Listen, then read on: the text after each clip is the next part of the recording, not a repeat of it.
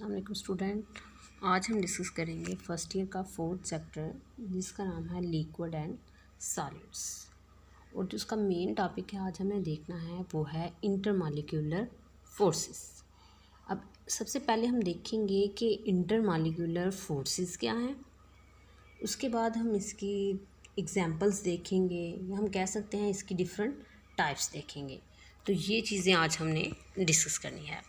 तो जब हम फोर्सेस की बात करते हैं तो हमारे जहन में दो चीज़ें आती हैं, एक आती है इंटरमॉलिक्यूलर फोर्सेस और जो दूसरा पॉइंट हमारे जहन में आता है वो है इंट्रामॉलिक्यूलर फोर्सेस।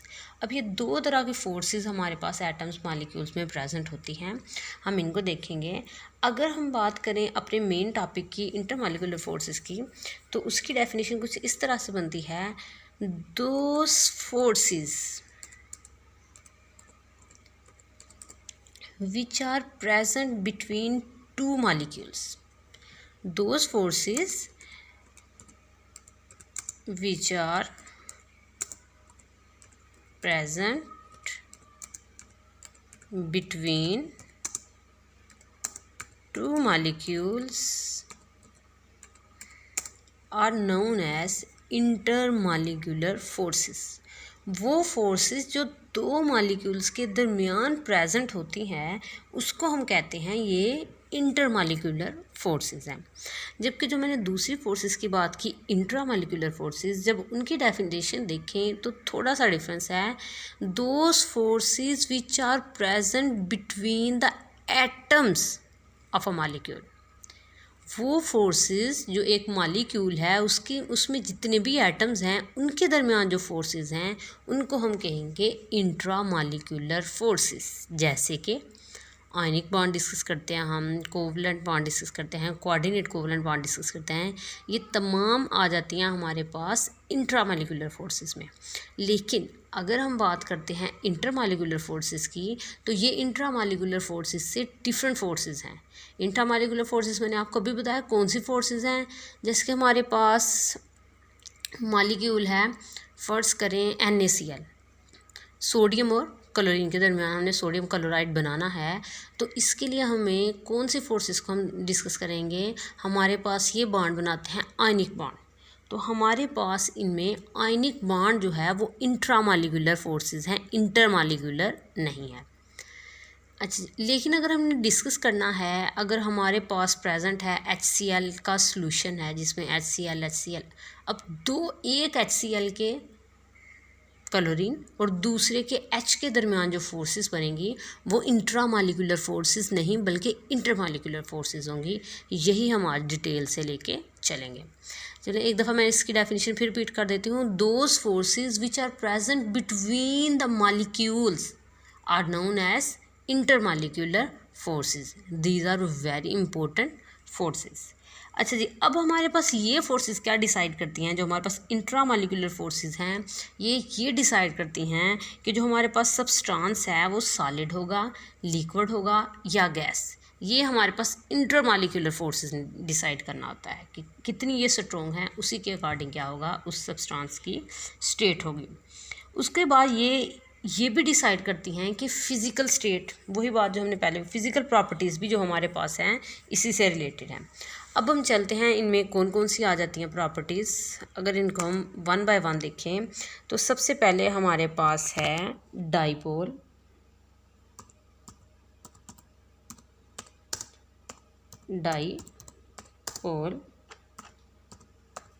फोर्सेस।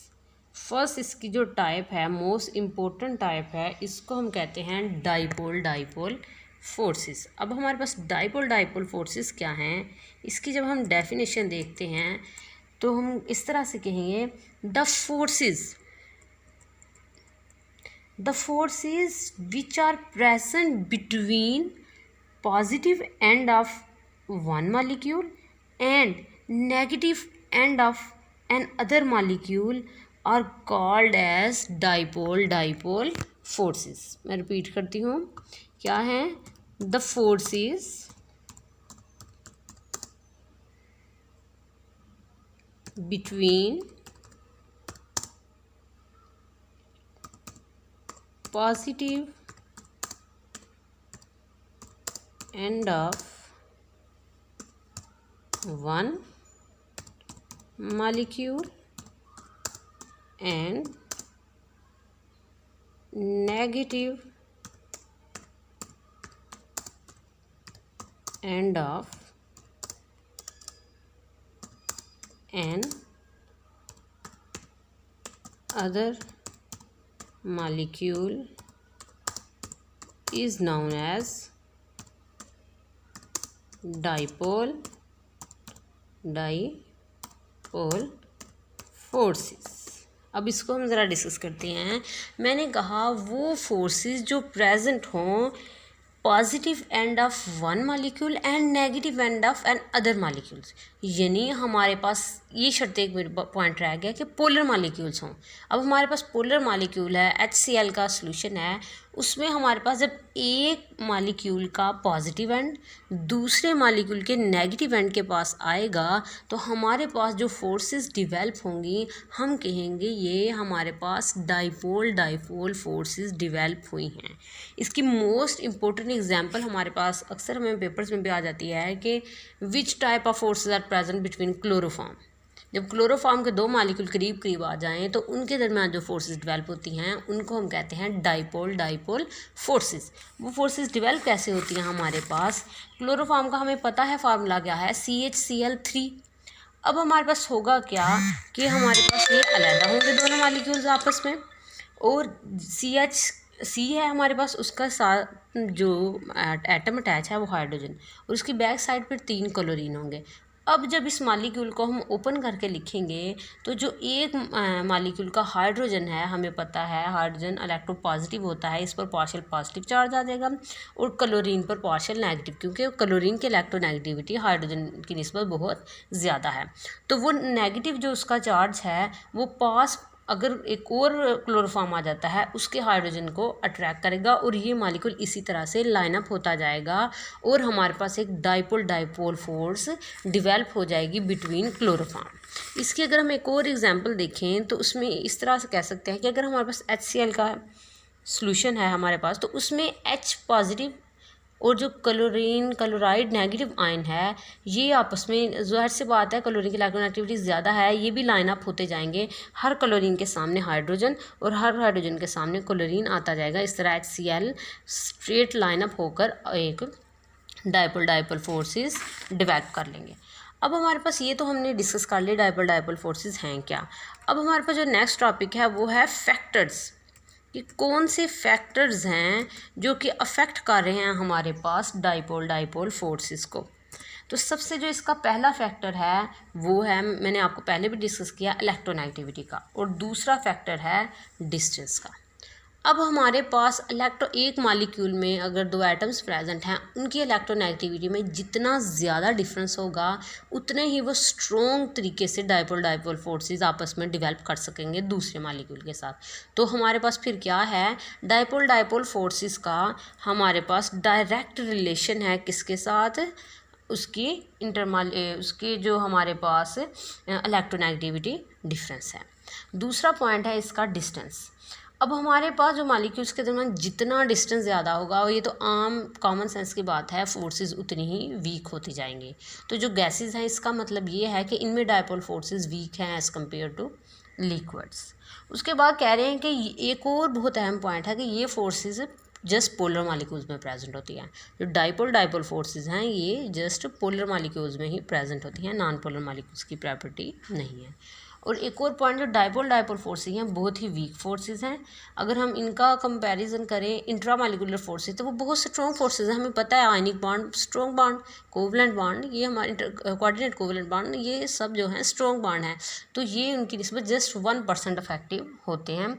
और जब जब इनकी आगे कंपाउंड मॉलिक्यूलर मैस बढ़ता जाएगा, इनके melting point, boiling point, physical properties जो हैं उनमें भी उसी तरह से इजाफा होता जाएगा। अब जो नेक्स्ट हमारा टॉपिक है बहुत ही अहम, वो है डाइपोल इंड्यूस्ड डाइपोल फोर्सेस, या फिर हम उन्हें कह सकते हैं डिबाई फोर्सेस। अच्छा जी, अब अगर हम इन फोर्सेस को डिटेल में देखें तो सबसे पहले हम इनकी डेफिनेशन देखें तो इसकी डेफिनेशन क्या है, the attractive forces present between permanent dipole and induced dipole.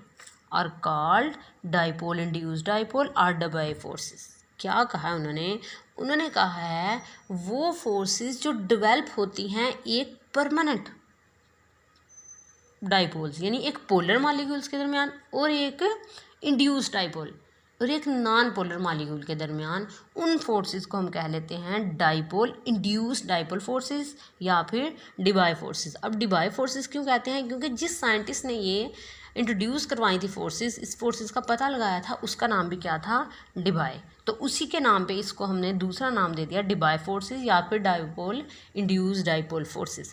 अच्छा जी, अब इसको मैं थोड़ा सा एक्सप्लेन करूँगी कि ये डेवलप कैसे होंगी। आपके जहन में आएगा कि कैसे पोलर और नॉन पोलर के दरमियान फोर्सेस आ जाते हैं। हमें पता है कि नॉन पोलर मॉलिक्यूल्स पे तो चार्ज आता ही नहीं है, पोल्स बनते ही नहीं हैं, तो वो कैसे फोर्सेस डेवलप करेंगी? तो इस चीज़ को ज़रा समझने की ज़रूरत है।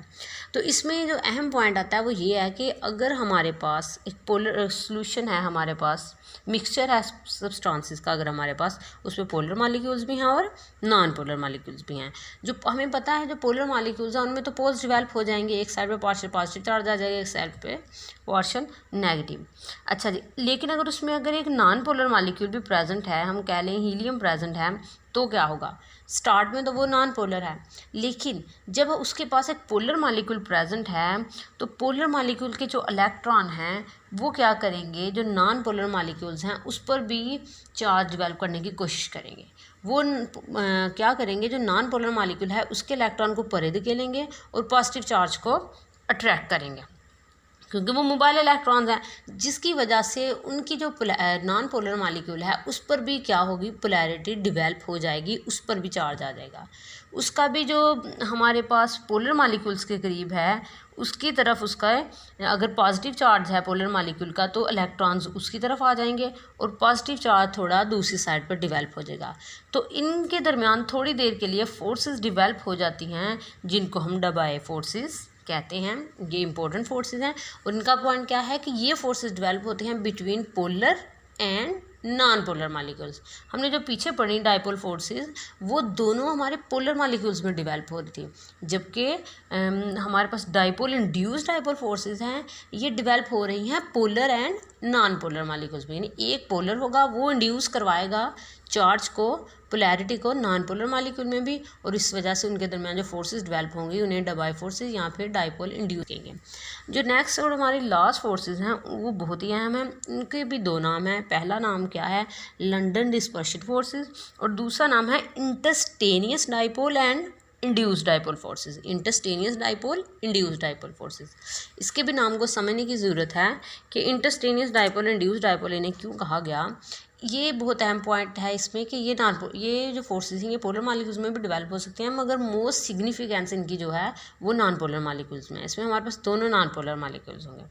अब ये क्या है, इसके हम डेफिनेशन देखें तो कह रहे हैं the attractive forces between temporary dipole in one molecule and temporary induced dipole of another molecule are known as London dispersion forces. अब इसके हम एग्जांपल कुछ इस तरह से लेंगे कि अगर हमारे पास एक गैस है तो उसमें क्या है, गैस किसकी है? हीलियम गैस है, तो हमें पता है नॉन पोलर है। तो होगा क्या कि वो उसमें जो इलेक्ट्रॉन्स हैं वो कंटिन्यूसली मूव करते हैं। अगर उनका हमारे पास सोल्यूशन है तो जो इलेक्ट्रॉन्स हैं वो क्या करेंगे? जो मूव कर रहे हैं वो ये कोशिश करते हैं वो एक दूसरे से स्टे अवे रहें, दूर रहें। तो जब वो मूव कर रहे हैं तो वो यही कोशिश करते रहते हैं कि जो इलेक्ट्रॉन्स हैं, ज़ाहिर सी बात है हमें पता है इलेक्ट्रॉन्स रिपल्शन शो करते ही करते हैं, तो वे एक दूसरे को रिपेल करेंगे। जब और आहिस्ता आहिस्ता एक वक्त ये आएगा कि हमारे पास जो इलेक्ट्रॉनिक क्लाउड है उसके लिए सिमेट्रिकल रहना पॉसिबल नहीं होगा और वहाँ पर पोलैरिटी डेवलप हो जाएगी। मॉलिक्यूल वो नॉन पोलर है, हम हीलियम की बात कर रहे हैं, लेकिन due to movement of electrons move कर रहे हैं और वो कोशिश कर रहे हैं एक दूसरे से दूर रहें। तो जब दो मॉलिक्यूल्स करीब आएंगे तो वो किसी एक लम्हे में क्या होगा कि उस पर पोलैरिटी डेवलप हो जाएगी। तो इसको हम कहेंगे इंटरस्टेनियस डाइपोल मॉलिक्यूल। अब चूँकि इसकी खुद की पोलैरिटी डेवलप हो गई है तो ये पास पड़े किसी दूसरे नॉन पोलर मॉलिक्यूल्स पर पोलैरिटी डेवलप कर देगा। किस मेथड के थ्रू? जो अभी हमने पीछे पढ़ी है डाइपोल इंड्यूस्ड डाइपोल, तो उस मॉलिक्यूल को हम कहेंगे इंड्यूस्ड डाइपोल। और इन दोनों के दरमियान जो फोर्सेस डेवलप हुई हैं उनको हम कहेंगे इंटरस्टेनियस डाइपोल इंड्यूस्ड डाइपोल फोर्सेस या फिर लंडन डिस्पर्शन फोर्सेस। ये फोर्सेस जो होती हैं बहुत ही टेम्पररी फोर्सेस होती हैं, और हमें पता है इलेक्ट्रॉन जो हैं वो कंटिन्यूसली मूव कर रहे हैं, और ये हमने इंस्टेंटेनियस कहा है ना, ये किसी एक लम्हे में डेवलप होंगी और उसी लम्हे में ज़ायल हो जाएंगी। ये बहुत ही शॉर्ट लिव्ड फोर्सेस जो हैं वो नॉन पोलर मॉलिक्यूल्स में डेवलप होंगी। इनको हम कहेंगे लंडन डिस्पर्शन फोर्सेस। अब कुछ फैक्टर्स हैं जो हमें हमारे पास लंडन डिस्पर्शन फोर्सेस को अफेक्ट कर रहे हैं। अगर हम इनको देखें तो कह रहे हैं कि जो लंडन डिस्पर्शन फोर्सेस की स्ट्रेंथ है ये किसी भी एटम के साइज़ पर डिपेंड करती हैं। किसी एटम का साइज़ जितना बड़ा होगा इलेक्ट्रॉनिक क्लाउड की डिस्पर्शन उतनी ज़्यादा होगी और उसमें लंडन डिस्पर्शन फोर्सेस उतनी ही स्ट्रॉन्ग होंगी। अच्छा जी, अब इसको हम डिस्कस करेंगे हैलोजन्स में और नोबेल गैसेस में, कि नोबेल गैसेस में कैसे हमारे पास लंडन डिस्पर्शन फोर्सेस एक्ट करती हैं। हमें पता है जो हमारे पास 8 ग्रुप एलिमेंट्स हैं इनके जो वो ये नॉन पोलर हैं, तो जैसे जैसे हम ग्रुप में ऊपर से नीचे आते हैं तो साइज़ में इजाफा होता है, एटॉमिक नंबर इंक्रीज़ होता है, जिसकी वजह से इनकी पोलैरिटी में इजाफा होगा और इनके लंडन डिस्पर्शन फोर्सेस भी स्ट्रॉन्गर होंगी। ये तो होगी हमारे पास 0 ग्रुप एलिमेंट्स की बात। उसके बाद है हमारे पास 7 ग्रुप एलिमेंट्स। अगर हम 7 ग्रुप एलिमेंट्स की बात करें तो जो 7 ग्रुप एलिमेंट्स हैं वो उनमें भी ज़ाहिर सी बात है ग्रुप में ऊपर से नीचे साइज़ में इजाफा होना है। उनकी फ़िज़िकल स्टेट बहुत एक दूसरे से डिफरेंट है। अगर हम फ्लोरीन की बात करें तो हमें पता है फ्लोरीन क्लोरीन गैसेज हैं। ब्रोमीन की बात करें ब्रोमीन लिक्विड है, और आयोडीन एकदम से बिल्कुल डिफरेंट स्टेट आ जाती है सॉलिड। तो वो एक दूसरे से बहुत ज़्यादा डिफरेंट है, और ये उनके साइज़ की वजह से हो रहा है कि ऊपर से नीचे साइज़ में बहुत ज़्यादा इजाफा हो रहा है। चूँकि हमारे पास आयोडीन का साइज़ सबसे बड़ा है, वो सॉलिड फॉर्म में है, तो उसमें पोलराइजेबिलिटी बहुत ज़्यादा होगी और उसमें लंडन डिस्पर्शन फोर्सेस सबसे ज़्यादा स्ट्रॉन्ग होंगी। तो जब हम हैलोजन्स में भी ग्रुप में ऊपर से नीचे आएंगे तो लंडन डिस्पर्शन फोर्सेस में आहिस्ता आहिस्ता से इजाफा होता जाएगा। और इसके बाद है हमारे पास नंबर ऑफ़ एटम, किसी भी मॉलिक्यूल में कितने एटम्स हैं ये भी चीज़ अफेक्ट करती है उसकी लंडन डिस्पर्शन फोर्सेस पे। जितने ज़्यादा हमारे पास एटम होंगे किसी भी मॉलिक्यूल में उसकी पोलराइजेबिलिटी उतनी ही ज़्यादा होगी, और हमें पता है पोलराइजेबिलिटी का लंडन डिस्पर्शन फोर्सेस से डायरेक्ट रिलेशन है। तो पोलराइजेबिलिटी ज़्यादा होगी तो उनमें लंडन डिस्पर्शन फोर्सेस भी बहुत ज़्यादा होंगी। इस तरह से हमारे पास नंबर ऑफ़ एटम जो हैं वो भी हमारे पास अफेक्ट कर रहे हैं लंडन डिस्पर्शन फोर्सेस को। एक लास्ट पॉइंट है हाइड्रोकार्बन्स के बारे में, कि जो हाइड्रोकार्बन्स हैं हमारे पास अगर उनका हम कंपैरिजन करें, हम ले लेते हैं ईथेन और हेक्सेन। हमें पता है हेक्सेन जो है वो बड़ा मॉलिक्यूल है, तो इनमें भी अगर हम कंपैरिजन करें, अगर हम देखते हैं C2H6 मॉलिक्यूल को हेक्सेन और चेन ऑफ ईथेन और हेक्सेन को, तो इनका जो हमारे पास ईथेन है इसका बॉइलिंग पॉइंट आता है -88.6 डिग्री सेल्सियस, और अगर हम हेक्सेन की बात करें तो इसका पॉजिटिव में चला जाता है, इसका 68.7 डिग्री सेल्सियस। तो इसका मतलब ये है कि चेन में जैसे लंबाई में इजाफा हुआ है तो हमारे पास जो उसके बॉइलिंग पॉइंट हैं उनमें बहुत ज़्यादा इजाफा हो गया, माइनस से वो एकदम पॉजिटिव में चले गए हैं। तो जितना ज़्यादा इस चीज़ में इजाफा होगा तो वो क्योंकि वो ज़्यादा स्ट्रॉन्गर फोर्सेस फील कर रहे हैं। तो इसका मतलब ये होगा कि जैसे जैसे चेन लॉन्ग होती जाएगी हमारे पास जो लंडन डिस्पर्शन फोर्सेस हैं उनमें भी इजाफा होता जाएगा। इसी के अकॉर्डिंग एक्सरसाइज में उन्होंने एक क्वेश्चन पूछा हुआ है कि why ethane is a gas while hexane is a liquid, कि हमारे पास क्या रीज़न है कि जो ईथेन है वो हमारे पास गैस है जबकि हेक्सेन हमारे पास लिक्विड है। तो मैंने आपको स्टार्ट में ही बताया था कि जो फिज़िकल स्टेट होती है किसी भी सब्सटेंस की वो किस पे डिपेंड कर रही है, वो इंटरमॉलिक्यूलर फोर्सेस पर डिपेंड कर रही है। तो फिज़िकल स्टेट चूँकि इस चीज़ पर डिपेंड कर रही है कि मॉलिक्यूल के दरमियान कितनी स्ट्रॉन्ग फोर्सेस हैं, तो हमें पता है कि हेक्सेन में फोर्सेस बहुत ज़्यादा स्ट्रॉन्ग है एज़ कम्पेयर टू ईथेन, क्योंकि ज़्यादा लॉन्ग चेन है, ज़्यादा प्लेसेस ऑब्टेन होंगी फोर्सेस डेवलप करने के लिए। तो हमारे पास यही वजह है कि जो हेक्सेन है ये हमारे पास लिक्विड है जबकि ईथेन हमारे पास गैस है। क्या रीज़न है इसकी रीज़न ये है कि इसमें लंडन डिस्पर्शन फोर्सेस बहुत ज़्यादा स्ट्रॉन्ग है। ये तो था बच्चों हमारा आज का टॉपिक। मैं एक दफ़ा इसको रिपीट करती हूँ। आज हमने देखा इंटरमॉलिक्यूलर फोर्सेस क्या हैं। मैंने बताया कि इंटरमॉलिक्यूलर फोर्सेस हमारे पास जो मॉलिक्यूल्स के बिटवीन फोर्सेस होती हैं उनको हम कहते हैं इंटरमॉलिक्यूलर फोर्सेस। ये एटम्स के दरमियान नहीं, मालिक्यूल्स की आपस के दरमियान की फोर्सेस हैं। अच्छा जी, ये दो किसी भी मालिक्यूल्स के दरमियान में हो सकती हैं।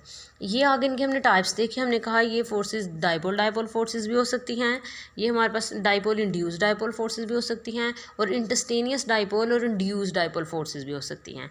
डाइपोल फोर्सेस जो हैं वो पोलर मालिक्यूल्स के दरमियान डेवलप होती हैं, उनके पार्शियल पॉजिटिव और पार्शियल नेगेटिव एंड के दरमियान।